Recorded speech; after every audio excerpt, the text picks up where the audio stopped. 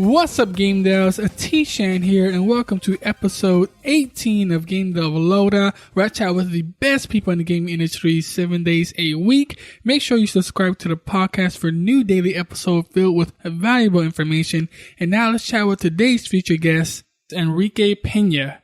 Ricky, it is go time. Are you ready? I'm ready, man. Awesome. Ricky has been in the game industry for more than 17 years, starting at TimeGate Studios and now co-founder of Orb Interactive. They released a game called Gods of Olympus. Go ahead, Ricky, give us a bit about your personal life and how you got started in the game industry. Well, I think early on I've always been an artist, and growing up I remember I was in love with comic books. I still am a fan of comic books, but not as much as the digital media now, but I love that traditional, just illustrating, drawing, stuff like that. And I thought that was what I was going to do, you know?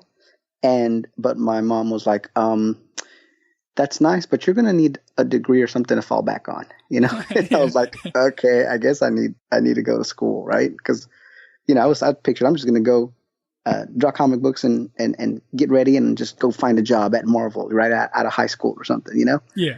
I looked into the Art Institute and they had the 3D animation program. And I was like, you know what, this looks kind of cool. I mean, I'll give this a shot, see what comes out of that. You know, I have something in my back pocket. I ended up really loving it. I really loved the medium of working in this 3D space and being able to edit and you know, even being introduced to like Photoshop then, right? And oh wow, I can illustrate and then just erase quickly. You know, like undo is the most amazing thing, you know. So I went from this very traditional 2D world, right? That was just my whole world, to like now being introduced to like this 3D world, and I really fell in love with it. I still didn't know what I was going to do, right? I just knew that I liked this medium, but I was like, I don't know. I guess I could make whatever movies or animations, or I guess video games. It was up in the air for me. I love the art, right? The medium more than anything else. So when I graduated school, TimeGate had just been founded like maybe 3 months before, and so I was one of the I think I was maybe like their 6th employee or something. They were making games, you know, and I was like, I guess that's kind of cool. It was either that or the T-shirts. I got another job interview with a T-shirt company, so I was like, I can make T-shirts or I can make video games, and both roughly about the same salary. So I was like, you know what, I'm gonna go with video games. Now I grew up liking video games, you know. I played platformers like Super Mario and stuff like that, but I was never super hardcore into games. I'm still kind of not. That's what a lot of people don't get about me. Like, I'm not a big gamer. I love the art form more than I love playing. That is really interesting. Right. Like if I have 3 free hours, I would rather be modeling something than to be playing, you know, a game. You know, sometimes I have to force myself to actually play things. I have to like, okay, I need to actually experience this instead of, because I do a lot of like I'll watch gameplay footage and stuff like that because I really like to look at and see other games. But I'm looking at it for the art as opposed to actually trying to play the experience, you know. But there are times when you really need to know what it is you're trying to accomplish with the experience. So you've got to get in there. But for the most part, it's the art form that drives me. I love making art. You know, I'm an artist first, and then I'm a gamer. So, which is kind of hard actually. Even working at a big studio, people, they tend to discredit you sometimes. You know, oh yeah, it's like, well, you don't even play games. And it's like, no, but I'm watching all these trends. I'm not dumb. I can see that, like, you know, a lot of people really like this thing like this and this the other thing like this, and you know what I mean? Yeah. I'm able to read what's popular and what's going on, and I'm still abreast of this stuff, but I'm not the kind to also go in and start wanting to make gameplay decisions. I know that's not where I'm at. That's not what I care about. That's not what I'm passionate about. I stick to the art, you know? So, so I spent 14 years at TimeGate, working, like I said at the beginning, there was almost nobody. We were in the back of this closet in a storage room. They had a back. They had the owner started this. He had a pharmaceutical company, and he wanted to start a game company because he's really a gamer. So he had this the storage facility for their company, and there was a closet area back behind the storage facility. And that's kind of where we had some fold out tables. And they were like, let's make we're making an RTS, like, okay, I've never played an RTS in my life. So here I am working on an RTS, which, by the way, ended up RTS Game of the Year. That first game we made. What's it called? Kohan. Nice. Kohan Immortal Sovereigns RTS Game of the Year on the 3 major magazines at the time, and that I know of. I don't think anybody before had like gotten all 3, magazines, for that title. You know what I mean? So, not that it was a financially profitable game. No one heard of it. It's just kind of like critically acclaimed, right? But not financially like the best lucrative game. But we learned a lot. I mean, there was literally no one in there had shipped a game before. It was a bunch of people right out of school, and nobody done this before. But you learn a lot when you're going through that, and we kind of kept growing, and the 3 artists that I'm still co-founders with, Zach and Philip, like we were there from the beginning, and we kind of developed this on the art side, the studio, and we brought in a lot of really talented people, and who have gone off now and worked on all those big companies that you hear about, like 343 and like Valve, and like all of them. We've had people move to all of them, right? Mm-hmm. So it was a good stepping stone for a lot of people. That company went bankrupt, and so we started Orb Interactive, and we just didn't want to go anywhere. We liked living here locally, and we picked up a couple contracts, and then finally settled in with Aegis Interactive, a couple of other programmers, and we did Gods of Olympus, and we're not looking back. It's the best project I've ever worked on. Awesome, man. Now you're more independent, more free. Oh yeah, absolutely. What specifically in the drawing is your main area of expertise? Well, actually, it's funny. I don't really draw anymore. I mean, if you had told me when I was 18, I'd probably not be drawing on a regular basis. I would have been like, "Are you crazy? This is what I do, right?" Yeah. And now I have to every once in a while just sketch just to get my hands to move, because my specialty right now is I'm a 3D. I'm the character artist. I've been the character artist for a lot of the titles on Section 8. And like now, even on Gods of Olympus, I'm the modeler for all of our characters, and a lot of the 3D environment stuff as well. And then also the user interface. I've got a lot of years of user interface experience, and that's kind of what I'm focusing on even right now on our mobile game. So when it comes to character art and the user interface, if people try to teach themselves those things, what resources would you recommend they use to get started? Characters, it's a big, complicated beast of a thing, right? Because it depends on what you're actually making the content for. So to give you an example, working on a character for something like the Section 8 franchise, which is a next generation FPS, right? You've got your high poly models that you've got to make. You make your low poly models. You got your your normal map baking process that you've got to go through. And now there's really great tools out there like Substance Paint to help you texture. So there's this more involved pipeline because it's a real time asset that you're making. Whereas like right now on Gods of Olympus, the pipeline is very, very different because we're making pre-rendered images. It's almost like a sprite-based game, right? There's all these sprites that we're making, and we just happen to render them from this orthographical view. Very similar to our very first game I made at TimeGate, which was an RTS, and it was all pre-rendered sprites. So it was funny to kind of go back to my roots in a way.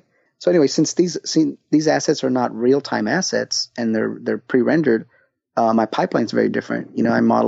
I'll block something out like in ZBrush to get the rough form, and then I'll model it in something like in 3D Studio Max to make a pretty low poly model. And the reason that we want to get it pretty low poly, and I'm saying low poly, but we use Turbo Smooth, use the polygonal modeling method of low poly and then add a Turbo Smooth modifier, so that skinning a character like that becomes a lot easier, because since I don't have geometry that I'm worried about and I can render, like my characters can be millions of polys, right? It's almost like I'm using more of a Pixar movie pipeline, right?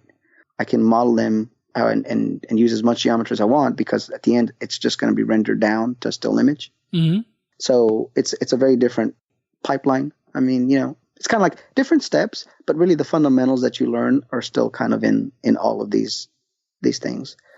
So as far as what I would advise people to like learn this stuff, to me, I think it's important that for an up and coming artist that they be able to do like a low poly model that is textured, like hand painted, kind of textured kind of feel, because that skill, if you're really good at that one skill, it will open up a lot of doors in other types of games. Like if you want mobile games or other kind of like Steam type, games where you're not really going for like big box office, AAA title kind of looks, right? You can make these really, really pretty models that are hand, textured and stuff like that, right?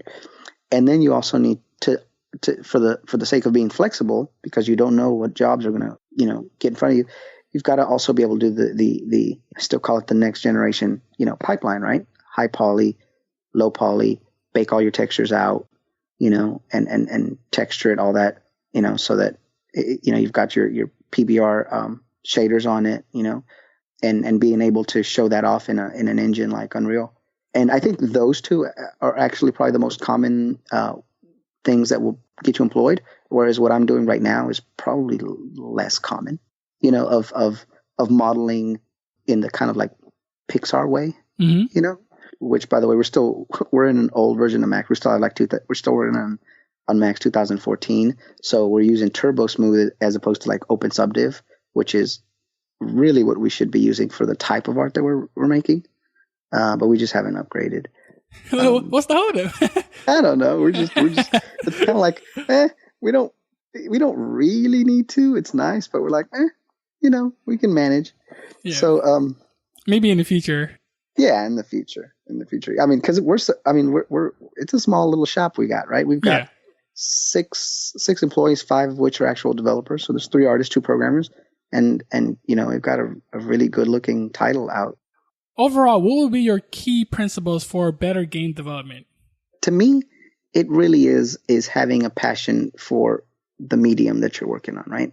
Like I don't know if that falls under principle, but like to me, loving game development, not just the games, game development, loving the process is really important, and that means that it's not just you in a room working away and on whatever you're doing, right? It means actually being able to work with other people.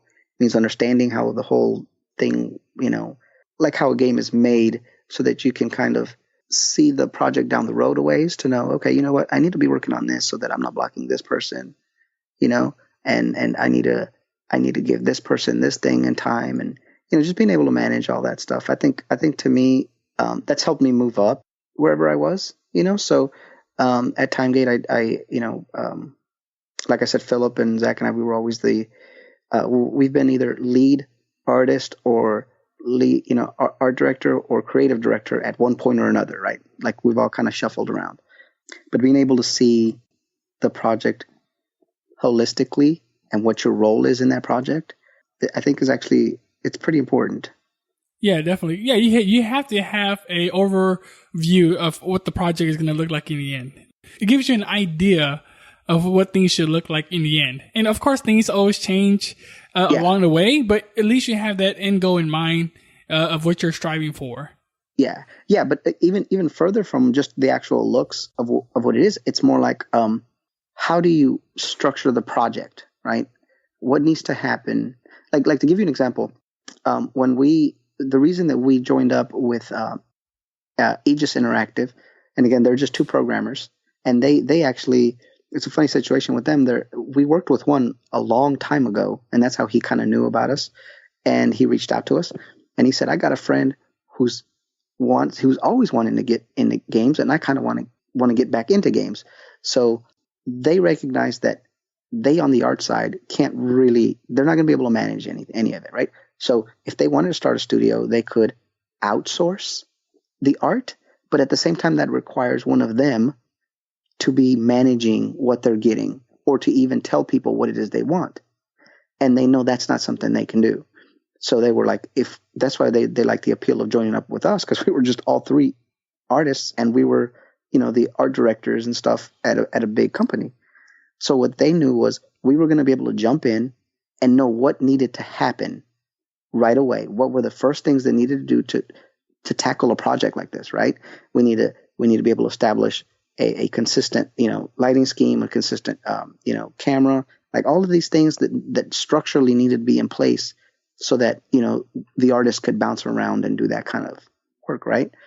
And to me, that knowing just how to do a project, how a project runs, was important always to me, but even to people who are just down in the trenches, who are just modeling model a rock or whatever. I think it's important for them to understand, like, why am I doing this right now? Who's depending on this rock? What needs to happen so that when I check in this rock, like what's about to happen to the project when I check in this rock? Like, well, now you've unleashed a whole bunch of like level designers that can now start using your rock all over the place, right? And just how the whole thing just meshes together, and then being able to like project, oh, in 2 weeks I need to have this in place, because if not, other people are depending on, you know what I mean? So even regardless of what the project looks like, just being able to manage a project to me was always really important. Oh yeah. And it's funny that you use the rock as an example, because that truly could be an example right there. Like, you modeling something as small as that needs to be in a game, that needs to be tested out in gameplay, is so important as well. So yeah, it's like that's a really good example, because there was one project we were working on that was really dependent on like the character height, right? You need to be able to go and hide behind a box, right? And so we needed to establish what is this box height in relation to the characters and stuff like that. And the reason you need to know that now is because all of these people are going to do these animations that take a lot of time. So we need to go establish what this height is going to be. Everybody needs to understand when they're doing their levels that, like, crouch height is this height, so that the gameplay works with it. You can't leave something like that till way later, right? Because you've just wasted an incredible amount of time if that one little thing, crouch height, is not specified and solid. So important. Right. So that's what I mean is like project planning, right? You have to know, okay, we have crouching in the game. That needs to be established right now before anybody does any props or animations, otherwise they're all wasting their time. Oh yeah. Game devs, you got to get that project planning right away before you even get started. Just get that down first before you get started on making another game or a new game. So you have so much experience, and so I'm pretty sure you've been through really difficult moments. Give us a personal experience of your most difficult moment. Like, it could be an obstacle or an emotion you have to overcome, and be detailed about that story. Let me tell you, this is probably the worst thing. This is the worst thing that still sticks to my mind as a huge failure on my part. I took it personally because it was right in that it was incorrect, right? So when we were working on Aliens Colonial Marines, we had I was in charge of weapons as well. I was art director, the art lead on the weapon side. So I wasn't necessarily modeling all the weapons, even though I was doing touch-ups, and sometimes I was having to do rebakes and stuff like this to the weapons for them to work on a customizable weapon system, So I was touching the assets, but there was we got a review back from Gearbox, and they had a special view mode, I think, that they custom added to the editor that would change all the view into just normal maps. We would just see only the normal maps in the editor. And when we did that, we could see that, a lot of these normal maps aren't right. Like, they're not right, And so I was like, but I don't understand. I'm doing everything like we've always done it. This is how we've always done normal maps. And I spent a good probably 2 weeks having to go through, do a ton of research, and realize how much misinformation there was on the internet about how to properly bake normal maps. And we had to redo all of that work. But I remember that the milestone was held up because of me, They didn't approve the milestone until those weapons were fixed, Yeah. And I was the one holding that up because they weren't right. It was clear to me that they were only viewing the weapons, but there was probably a ton of things in the game that were like this, because we just had always done it the way we'd always just done normal maps. And, I know now there's a proper way to, make a normal map. And that's why I've gone to the Art Institute and given lectures specifically on this thing, because it can be a hang up if you don't, do it right. And it affects the quality at the end, right? The illusion of all this information being in that asset that's not really there. Sometimes it's not as convincing because you can kind of see that, oh, this is a little wonky, something's wrong. And what was clear to me too was, because you don't really understand it, you end up thinking that these weird little artifacts that you're seeing were like, I guess that just comes with, the fact that they're normal maps. It's not perfect. You kind of like let it slide because you're like, yeah, something's weird, but I mean, what am I supposed to do? That's the way the normal map looks. And you don't realize, wait, it's actually broken. Something's actually wrong, And so that was a big thing for me to know that I had failed the team, right? I took it personally that way. I failed the team. Yeah. Being frustrated at how the information wasn't just so, like, I had to dig for this. This information seems like it should just be so readily available and that it should be common knowledge. But I had to dig for this information and then find all of these people arguing back and forth. And you'd be like, wow, it's amazing. All these people are just lost because there's so much misinformation. You read a message board, somebody says, oh, I just do this. And somebody says, well, why are you doing this when you need to do this? And it gets really confusing because you're like, well, who's right? Ooh, what do you want to make sure that game devs take away from all this? I think that they need to be educated, right? You need to always be educated. You need to do research. You need to keep abreast of what's coming out, just like see a new tool that, oh, maybe I need to look into this, or, stuff like that. To be on the back technical side of the industry, not just the artistic side. Like I go to ArtStation every day for inspiration. It drives me, right? I look at all this stuff and either it excites me or it's going to depress me because these guys are so good, right? But either way, I like to live in that, I don't like to be too far away from all of that, like artistic kind of energy of knowing look at what's possible. Look at what people are doing. Also making sure that because our industry is so technical that you're always also on the technical side, like my YouTube feed is always, popping up with hard surface modeling tricks, advanced tricks, all this stuff. There's always things that you could be learning because these applications are so extensive that, I mean, I've been working in Max for 14, 15 years, 16 probably now. And there's so much of it I don't use, it's like you end up getting stuck with just this one range of tools and modifiers and stuff that you're comfortable with. And there's so much more, in there that you're like, oh, wow. Like I keep finding stuff all the time. I'm like, dang it, I should have known this like 10 years ago. Keep researching, keep gaining that knowledge because, there's always new updates coming out. And so you want to stay ahead of that in case it could be really useful for you. And now we have reached crunch time where you'll be giving us valuable information at a fast pace. So you ready to crush this crunch time and get this show released? Sure.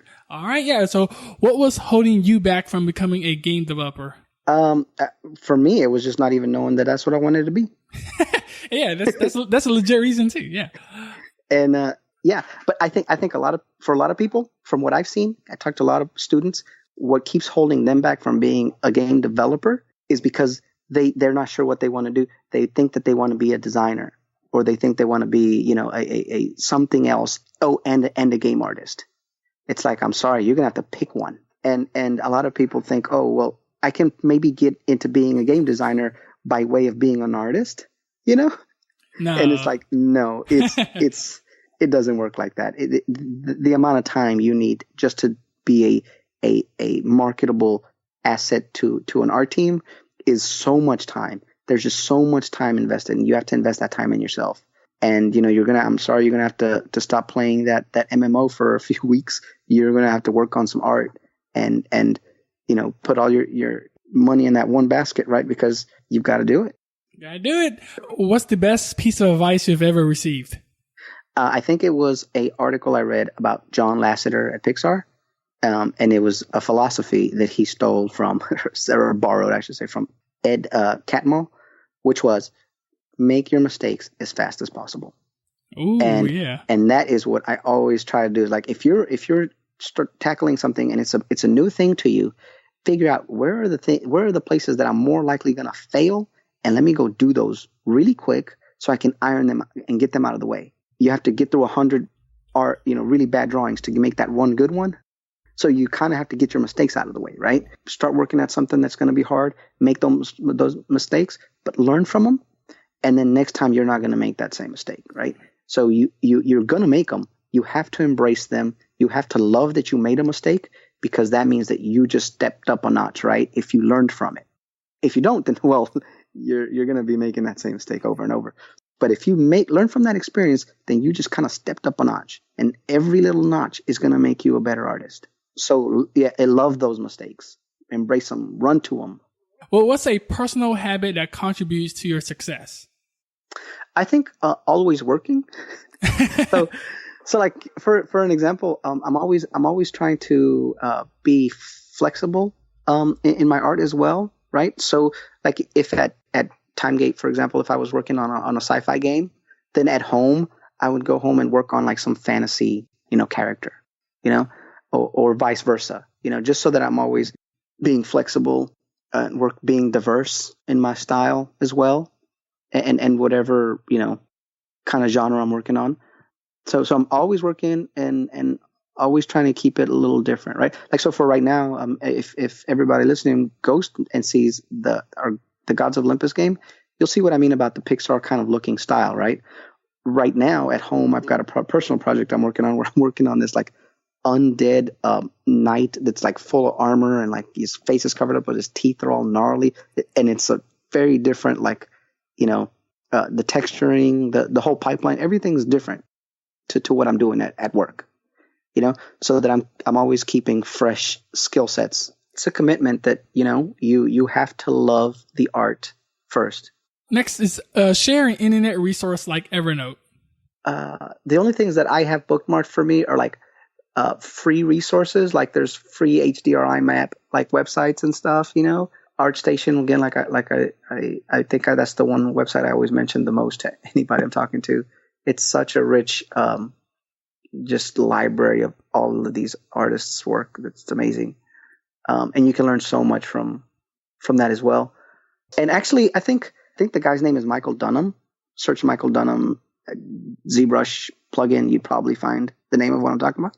But it's a standalone, like little application that can load your library of ZBrush brushes and organize them and sort them, and a lot better than what ZBrush kind of does now.